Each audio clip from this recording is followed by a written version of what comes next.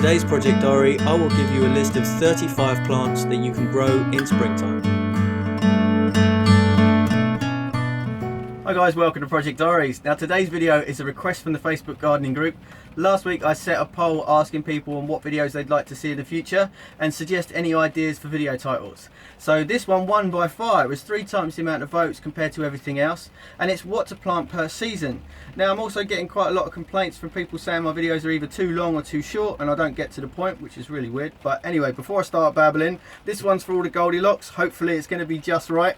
I have also been doing a series of germination times, so it's going to be very similar to this video, but it seems like a lot of people want list videos. So today I'm going to list 35 plants that you can sow in the springtime. That's right now, and here's how to do it. So I'm going to do today's list in alphabetical order, and the first one is artichokes. They're a short-lived herbaceous perennial, meaning they'll come back every year if you look after them properly. And they grow around 3 to 6 foot high and roughly around 4 to 5 foot wide. They need full sun and survive really well in a light, well-drained soil, and they go into bloom and produce this lovely purple flower around late summer and early fall. They'll need a really good fertilizer every 2 weeks, and you really need to water these frequently and deeply as you can. They're also really good to grow in raised beds if you have poor soil. Next up are beans. Now beans are really easy to grow, but there's so many different varieties. Just be careful you get the early spring ones. If you get French beans, you want to make sure that you plant them round about May, just to get rid of the last frost date and make sure that they're really successful and don't get that frost that kills them off. Beans are really good to grow vertically if you haven't got a large garden. I've done a full tutorial, so the link's on the screen now if you want to see that. They like a rich, well-draining soil.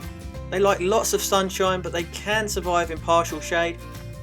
And if you sow these early enough, you should be getting a harvest around July to mid-October. Just make sure you harvest them early because they can get a little bit stringy and tough. Now beets or beetroot, very tasty vegetable. These really go well in full sun and partial shade. They also like a slightly sandy soil with a slightly acidic or neutral pH. You can grow a lot of these in a small space. Just put them in around 3 to 4 inches apart, and they grow around 4 to 5 inches tall. After you've sown the seeds, it's pretty good to use a mulch on top of the soil to stop them drying out, because these do need quite regular watering, and the mulch will just stop them drying out. You can harvest these anywhere between 55 and 70 days after sowing. Definitely a fantastic vegetable for those summer salads. Now these are my mum's favourites, that's Brussel sprouts. I always remember her trying to force me to eat these over Christmas dinner when I was a kid, but I actually really like them now. A really good vegetable to start in the spring. You can start these seeds indoors in trays all the way through spring, and they'll be ready to plant outside between April and June. When the plants get to around 10 to 15 centimetres tall, you want to put them outside and put them between 2 foot at 60 centimetres in between each plant, and around 75 centimetres per row. That's 2.5 foot.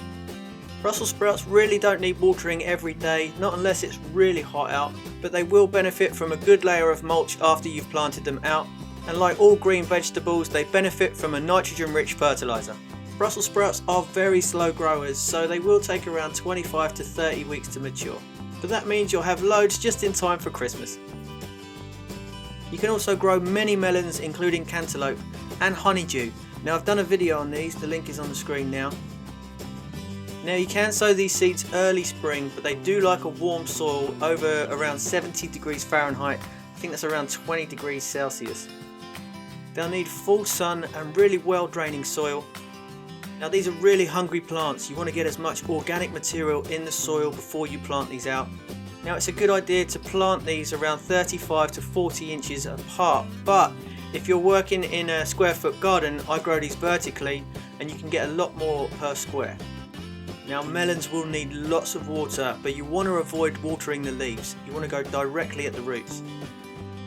Next up are carrots. Now these are really good if you don't have much space. You can grow these in a bucket. I've done another tutorial where I experimented with these in a 5-gallon bucket, so you can check these out on the screen now. They need a really light and fluffy soil, but the rest you can find out in the tutorial. Cauliflower seeds are perfect to sow in springtime. You do need a very fertile and well draining soil. Make sure you keep up the watering in drier seasons, and they really benefit from a high nitrogen fertiliser, maybe once a week. Also, when you plant these out, make sure there's loads of space in between each one because they can grow really huge and they can take between 40 and 60 days to mature. You can also grow collard greens. Corn is another really popular crop, and you can sow these between mid and late spring. Now, as corn grows really tall, it's beneficial to grow these in a sunny but sheltered spot, just to make sure they're protected from any strong winds. I wouldn't recommend growing these in a square foot garden because you can only grow one per square foot. That's 30 centimetres and 12 inches. They're also less successful on really dry or heavy soils. They can also be slightly tricky when harvesting. You want to make sure the tassels turn a dark chocolatey brown. To test if they're ready, pull back the husk gently and place your fingernail into one of the kernels. If the juice is watery, it's too early. If it's creamy, it's perfect. And if it's thick and pasty, it's overripe. Corn can lose its flavour really quickly, so around harvest period, try to do this every day and make sure you get them spot on. Cucumbers are also a really good start for beginner gardeners. I've done a full tutorial on how to grow these, so the link is on the screen. Also, have some fun and do some research on just how many different varieties of cucumbers you can grow. The size of cucumbers can range between 3 inches and 24 inches, and depending on variety, they can take between 50 and 70 days to mature. Just be careful of something called powdery white mildew, but I've also done a tutorial on how to fix that. I've also done a tutorial on eggplants, aka aubergines, and it's a good idea to start these seeds early indoors because they can take up to 120 days to mature. And again, surprisingly, eggplants really produce a beautiful flower. I've also done a full tutorial on growing garlic. Now, these really do take a long time. They take up to 9 months to mature, but I will guarantee these will be the best tasting garlic you've ever had. So it's definitely worth giving these a go if you haven't already. It's also a fantastic time to grow herbs. Now, you can grow these from seed or you can take cuttings. I've done another video on this as well. And herbs are one of the easiest things to do, so you can even get kids involved if you've got them. And you don't even need a garden to grow herbs because you can grow these on a sunny windowsill indoors. And then there's kale, which is also a perennial and will come back every year. Kohlrabi, leeks, lettuce, and again, these are really beneficial if you have a nitrogen rich fertilizer, and also mustard greens. You can also grow okra. Now, as my subscriber base in India is growing exponentially, I've got to talk about these. Now, okra like full sun and slightly sandy soils. They're also happy if the pH is slightly acidic or neutral. You can start these off indoors in seed trays around 3 to 4 weeks before your last frost date, and if you're really lucky and have warmer weather, you can sow them directly into your raised beds. A little trick, you can also soak the seeds overnight in tepid water. This will speed up the germination time. Now, okra grow really tall, so when you do plant these out, make sure they're at the back of your raised bed and not the front, in order for them not to cast a shadow on the rest of your veg patch. Also, make sure the soil temperature is roughly around 65 degrees Fahrenheit, that's 18 degrees Celsius, before planting them out. You want to make sure you've spaced them out between 12 and 18 inches, that's around 1 or 2 feet. And you'll be able to harvest them around 2 months after planting. Make sure they're around 2 to 3 inches long before harvesting, and if they're too hard to cut off, you've maybe left them a bit too long. Also, when harvesting, wear gloves and long sleeves because some varieties can have spines that irritate the skin. And for an extra little bonus, I think okra flowers are absolutely beautiful. You can also grow many different varieties of onions. Now, I plan to do lots of tutorials on these, so don't forget to subscribe and I'll do these in the future. There's also parsley, parsnips, and one I'd love to try, and that is growing peanuts. Potatoes are also really easy to grow, and again, you can grow these in buckets or anywhere in a small space. I did an experiment growing these in used coffee grounds and sawdust, and it came out really good, so I'll leave that link in the description box below as well.